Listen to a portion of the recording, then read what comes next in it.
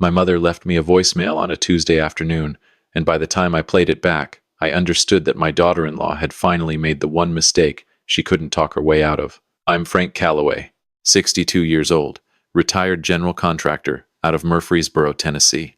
I spent 38 years building things for other people, kitchens, porches, whole additions that doubled the value of houses I could never afford myself. I was good at it. Patient. Precise. The kind of man who measures 3 times and cuts once, which is probably why I'm also the person my family calls when something falls apart that has nothing to do with lumber. And standing in my garage on a Tuesday in late October, sawdust still on my boots, listening to my mother's voice come through the phone speaker calm and flat and stripped of everything extra, I knew something had already fallen apart. I just didn't know how far down it went yet. Welcome back to Dad's Honest Revenge. Settle in, grab something warm, and remember, the people in these stories had every opportunity to do the right thing. They picked the other option.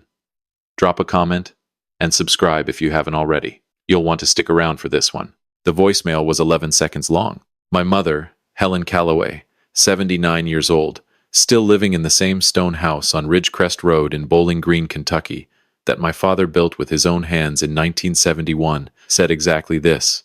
Frank, call me when you get a minute. Something happened at Thanksgiving, and I need you to hear it from me first. That was it.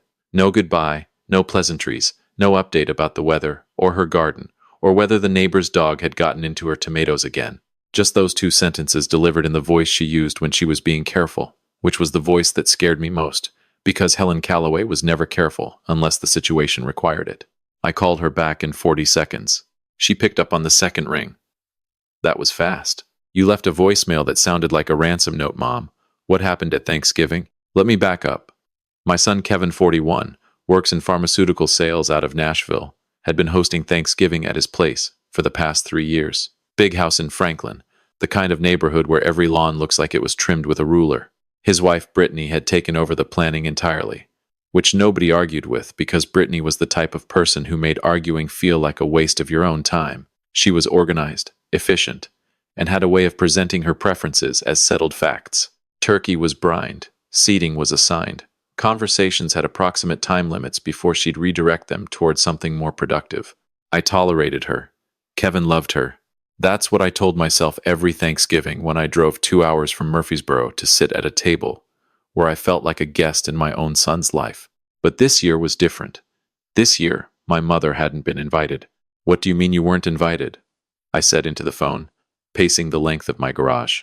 I mean, nobody called. Nobody texted. I found out it happened. Because Doris Whitfield, you remember Doris. From the library board, her daughter married Brittany's cousin. She was there.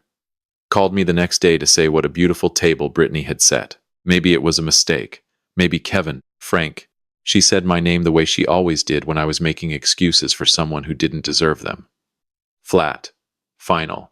Like a period at the end of a sentence that didn't need a comma. Doris also mentioned something else, my mother continued. She said there was a man she didn't recognize. Older. Gray suit. He wasn't eating with everyone else. He spent most of the evening in Kevin's study with Brittany. And 2 other people Doris didn't know. A man in a gray suit, with a briefcase. I stopped pacing. Mom, he wasn't there for the stuffing, Frank. I'll call Kevin. You'll do no such thing. Her voice didn't rise. It never did. It just became the only thing in the room. Not until I've had a chance to find out exactly what I think is happening. I've already made an appointment. An appointment with who? Catherine Park. Estate attorney. Office on State Street in Bowling Green. I've known her since she handled the Waverly family's trust 4 years ago. Patricia Waverly said she was the sharpest person she'd ever hired. You kept her number? I keep everything, Frank. You know that. I did know that. The woman still had my basketball participation ribbon from 1,973 inches, a drawer upstairs. Mom, let me at least. I'll call you Thursday. Come for dinner Saturday. If you want to know what I've learned. She hung up. Helen Calloway had ended a phone call with me the way she ended every phone call that mattered on her terms. At the exact moment she'd decided the conversation was over, leaving me standing somewhere with my mouth half open and no idea what was coming next. I stood in my garage in Murfreesboro on a Tuesday evening, and I thought about my mother, 79 years old. Stone house on Ridgecrest Road, A woman who had buried my father 11 years ago and hadn't missed a single property tax payment since. I thought about the briefcase. I thought about Kevin, my boy, the kid I'd taught to drive stick on a dirt road in Warren County, who hadn't called his grandmother for Thanksgiving. And I thought about Brittany, she called Thursday, exactly when she said she would. Catherine confirmed it. She said, "No preamble, no warm-up. Your son and his wife retained an attorney, a Gerald Voss, office in Brentwood. His specialty is elder care and conservatorship filings." I sat down on the edge of my bed. Conservatorship. They're building a case that I'm no longer competent to manage my own affairs. The Ridgecrest property, the land your father left in the trust, the accounts, all of it.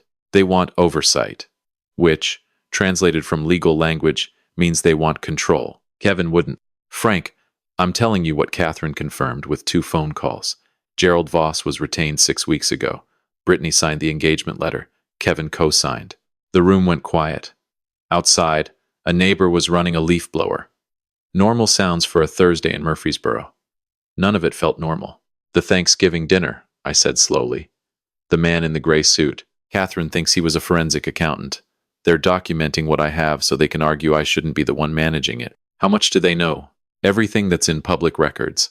The land, the house. What they don't know is the rest." I waited. "Your father was a quiet man, Frank. Quiet men build things that don't show from the road." I almost asked what she meant, but something told me to wait. My mother would tell me exactly what she wanted to tell me, exactly when she wanted to tell it, and not 1 second before. "Come Saturday," she said. "I'm making chicken and dumplings." She hung up. I stared at the phone. My 79-year-old mother had just informed me that my son was trying to have her declared incompetent, and she'd signed off with a dinner invitation. I didn't know whether to be terrified or impressed. Both. The answer, as always with Helen Calloway, was both. Saturday morning I drove to Bowling Green. 2 hours on I-65. Radio off. Coffee from a gas station in Franklin that tasted like regret. I pulled onto Ridgecrest Road at 10:15 and parked behind my mother's Buick, the same 2014 LaCrosse she'd driven for 12 years with 61,000 miles on it, because she only went to church, the grocery store, and Catherine Park's office apparently. She met me at the door, hair done, lipstick on, wearing the blue cardigan she saved for occasions that required her to look like a woman in full possession of her faculties, which she was, every single day. "You look tired," she said. "I've been tired since Tuesday. Sit down. Coffee's on." I sat at the kitchen table, the original oak table my father had built in this room in 1972, the one I'd done homework on, the one Kevin had carved his initials into when he was 9 and gotten the only spanking of his life. I wrapped my hands around a mug and looked at my mother as she settled across from me with her own cup and a manila folder. "Tell me everything," I said. She told me everything. Catherine Park had spent 3 days pulling threads. Here's what she found.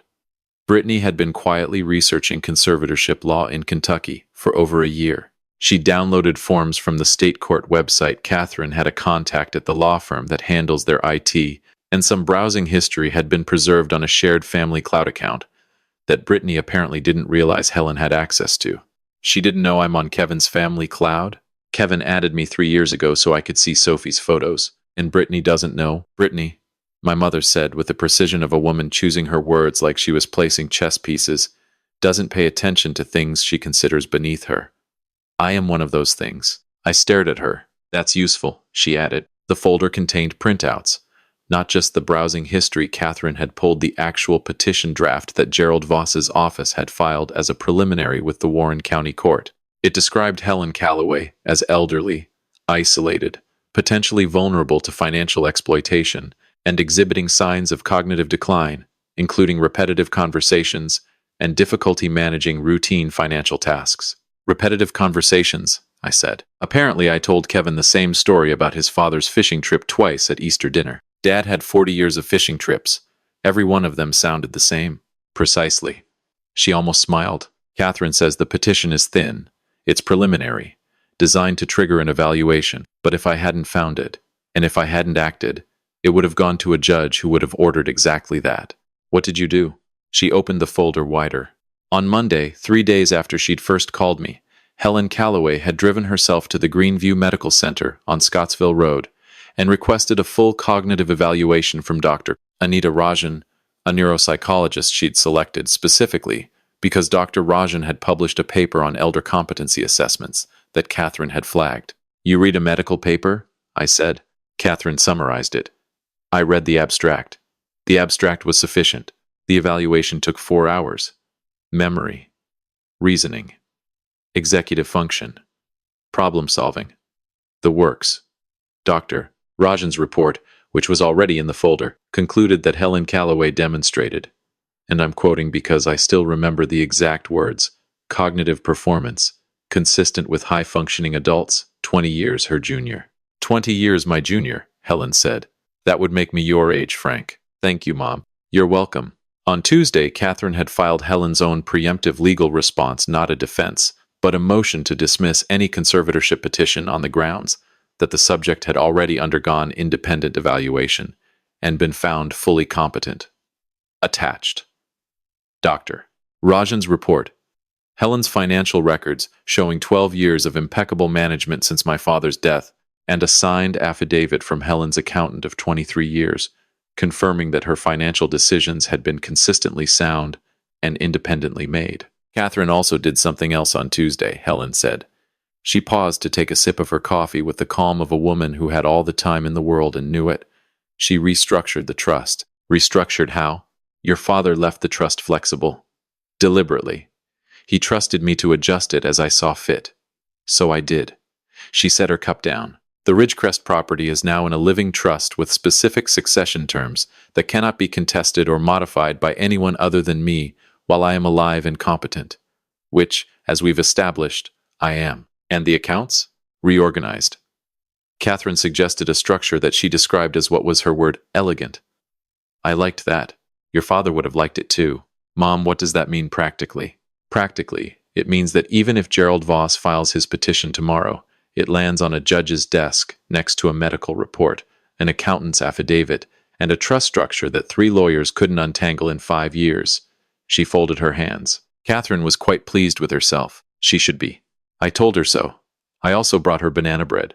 I sat there at my father's kitchen table in a stone house on Ridgecrest Road and realized that my 79-year-old mother had, in the space of 6 days, identified a legal threat, retained an attorney, obtained a medical evaluation, restructured a trust, and fortified her estate against an attack that her own grandson-in-law's wife had spent a year planning, and she'd done it all while I was still in Murfreesboro, trying to figure out what to say to Kevin. There's one more thing, she said.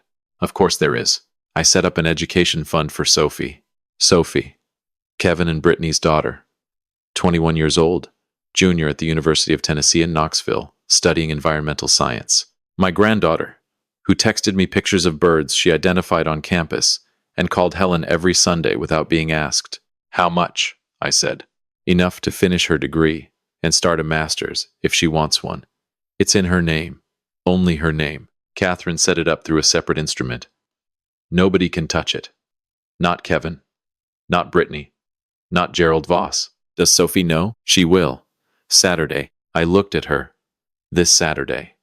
Today, Saturday. I invited them for dinner. She stood up and walked to the stove. Kevin, Brittany, and Sophie. 5 o'clock. Chicken and dumplings. Mom, you should probably stay.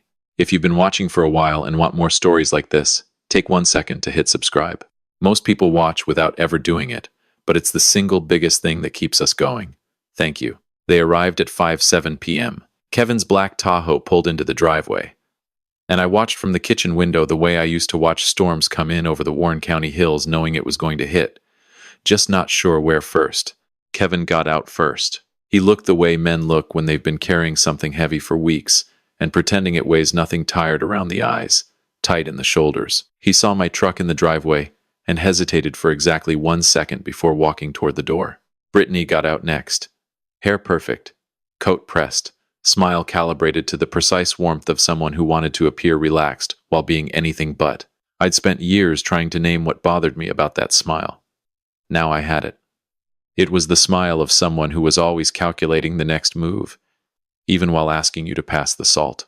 Sophie came out last, phone in one hand, UT Knoxville hoodie, hair in a messy bun, the effortless ease of a 21-year-old who had no idea what she was walking into. Helen opened the door before they knocked. She always did. She considered waiting for a knock from family to be an insult. Kevin, come in.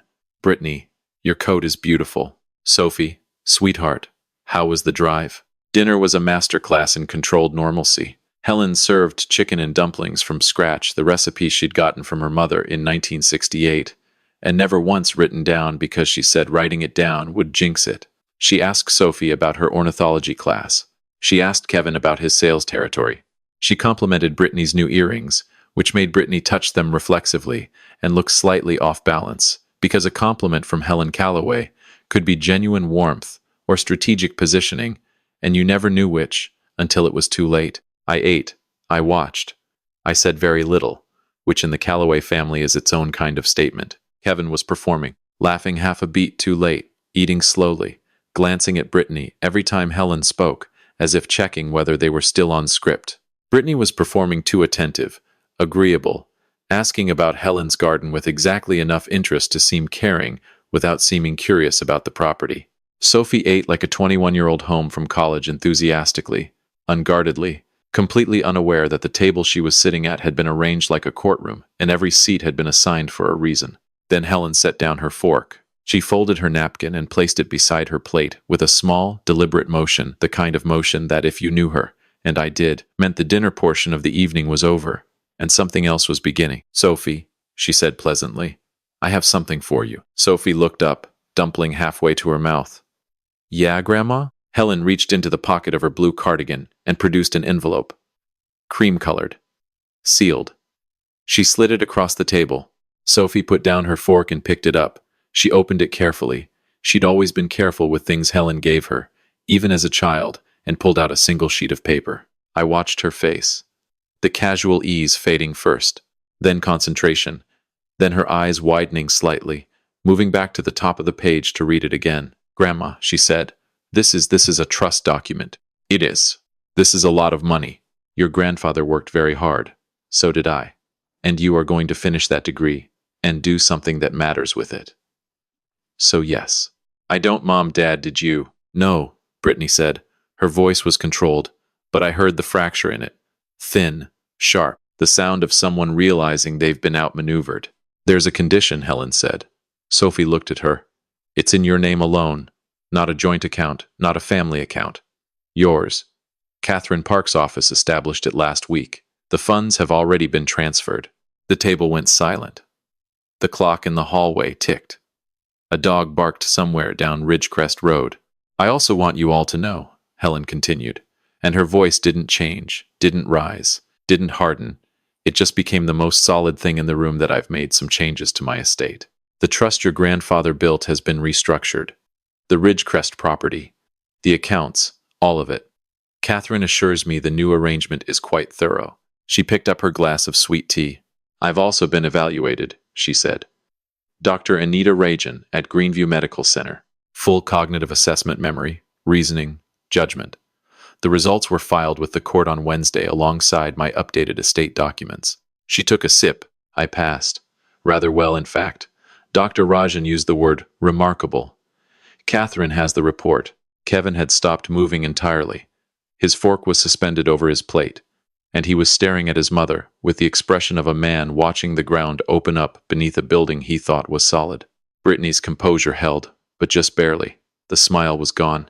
In its place was something flatter, more watchful, the expression of someone rapidly recalculating a position that had just become indefensible. Helen, Brittany started. I'm not finished, sweetheart. The word sweetheart landed like a stone in still water. I know about Gerald Voss, Helen said.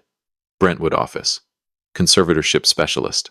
The silence that followed was absolute. I know about the petition. I've read the draft. Repetitive conversations and difficulty managing routine financial tasks. She tilted her head slightly.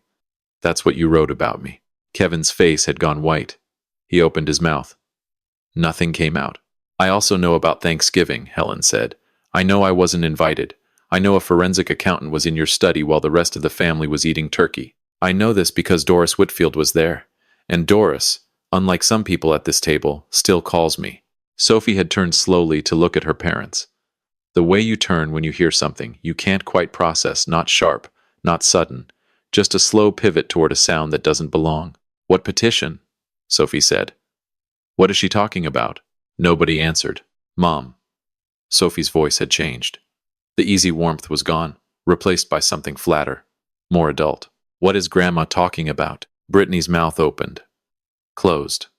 Opened again.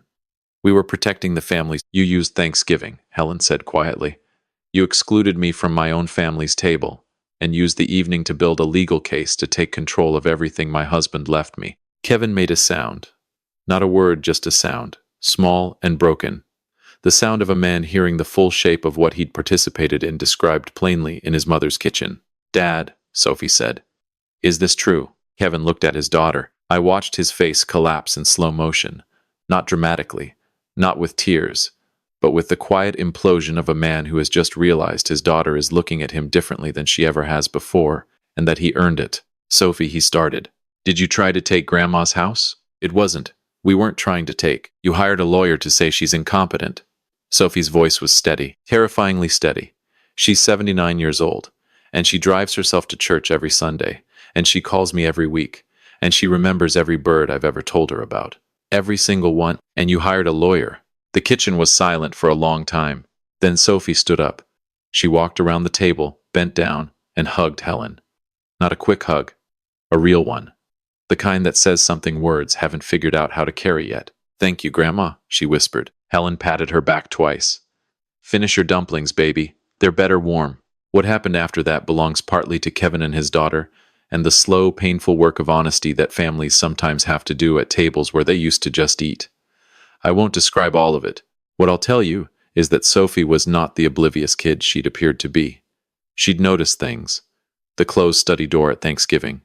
The man she didn't recognize. Her mother's energy that week wound tight and secretive in a way that felt strategic, not festive. She'd filed it away. Kids always do. Kevin and Brittany left at 7:20 p.m. I watched the black Tahoe back out of the driveway. Brittany in the passenger seat staring straight ahead. Kevin gripping the wheel with both hands. Sophie stayed. She sat at the kitchen table with Helen, while I did the dishes, my role at every family dinner, for as long as I could remember. And I listened to them talk. Real talk. The kind that happens after the performance is over, and the only people left in the room are the ones who mean it. I'm sorry they did that, Grandma. Don't you apologize for other people's choices. That's not your weight to carry. Are you okay? A pause. The soft sound of Helen's hand covering Sophie's on the table. I'm 79 years old, sweetheart.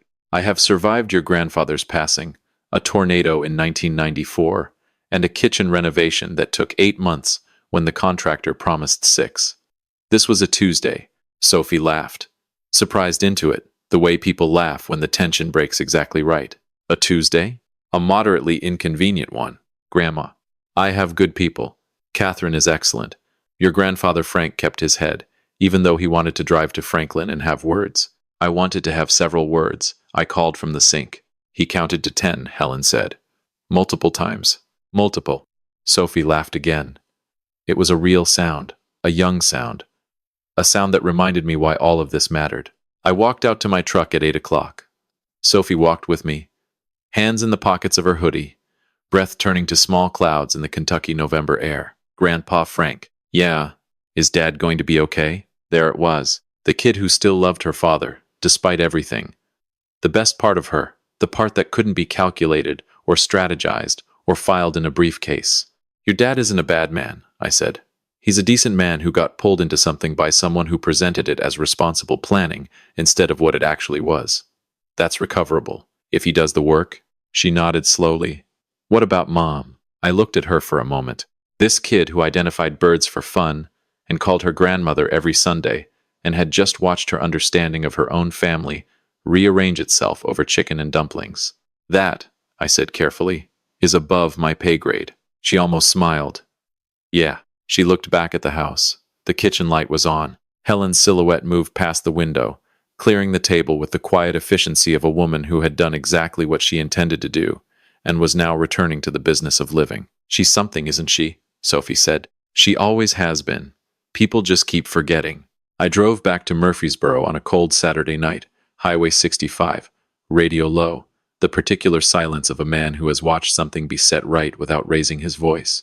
It's a quieter feeling than movies prepare you for, less dramatic, more permanent, the specific exhale of watching someone underestimate the wrong person and discover, too late, exactly who they were dealing with. Helen Calloway had been written off, an old woman in a stone house on Ridgecrest Road, living alone, managing accounts that someone else decided she shouldn't be managing. She'd been excluded from Thanksgiving, investigated by a forensic accountant, and targeted by a conservatorship petition drafted by a lawyer her own daughter-in-law had hired.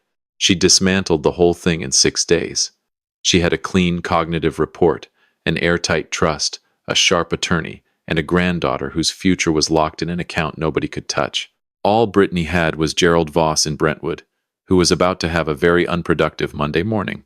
My phone buzzed on the passenger seat at 8:47 p.m., a text from Helen. "Thank you for doing the dishes." I stared at it for a second at a red light outside Goodlettsville. Then I typed back, "You destroyed them with chicken and dumplings." Dad would have loved every second of it. 3 dots appeared. Disappeared. Appeared again. He always did love a Saturday. I set the phone down and drove the rest of the way home in the dark. And I thought about my father, a quiet man who built things that lasted: a house, a trust, a family, and left them to the one person he knew would protect all of it when the time came. I thought about how the people who tried to take it had looked at Helen and seen fragility, seen age, seen an opportunity. They hadn't seen what I'd spent 62 years watching. They hadn't seen her, and that was the only mistake that ever mattered. If you enjoyed this story, join our community by hitting that like button and subscribing for more real, honest, family-centered stories. And as always, thank you for being here.